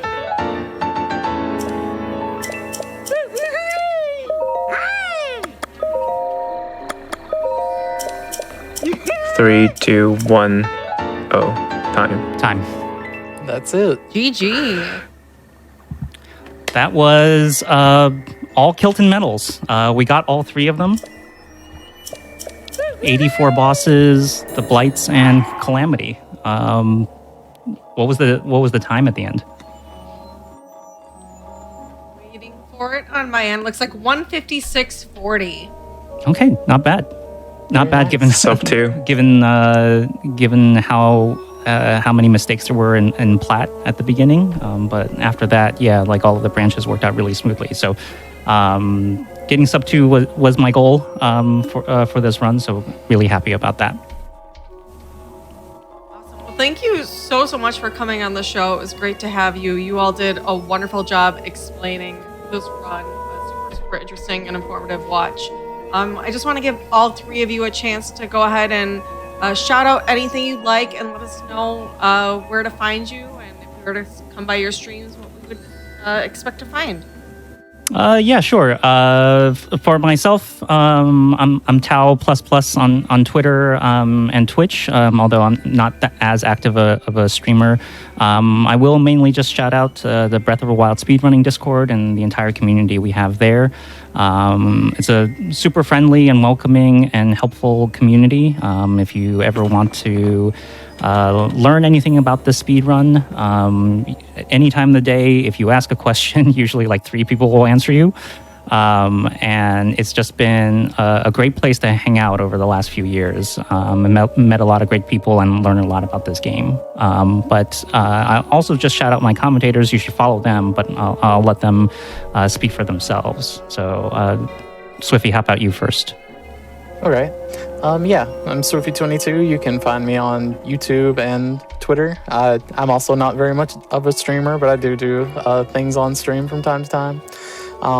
But yeah, just wanted to reinforce what Tal was saying about the Breath of the Wild Discord before. There's tons of resources there, so if you're interested in learning anything about this game as far as like the techniques and the speedruns themselves, definitely check out the Discord. But yeah, thanks everybody for having me here today. And Piston, if you wanna say anything. Yeah, I am Piston. Also, first GG Tao on the run. And I guess both Tao and Swiffy were being humble. They are both the moderator of the Breath of Wild speedrunning Discord, which is a great community. You should definitely join if you're interested in speedrunning this game.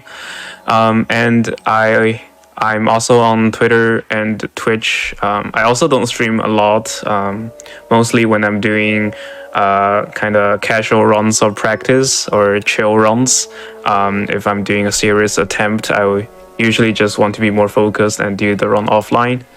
But if you're interested to see some All Shrines content, you can follow me on Twitch. And GG again to you, Tao. Yeah, thank you. And just one more thing. I mean, like, I can't thank Piston and Swiffy enough for kind of their contributions to the community over the years.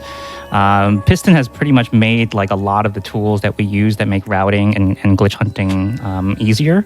Swiffy did a lot of work early on in the game. I used to joke that like if you had a question about a glitch, we could probably find something in Swiffy's timeline where they clipped something that we could use as reference. So thank you both for being here with me. This was really fun. So Nuclear, I guess it's back to you. Yeah, thank y'all so much. Chat, if you're watching on YouTube, be sure to press that like button on this video and subscribe to the channel. Also, go to twitch.tv/GamesDoneQuick if you're interested in checking out our live content starting weeknights at 7 p.m. Eastern and weekends at 1 p.m. Eastern. Chat will be taking a quick break here, but stay tuned because after the show is Speedruns from the Crypt.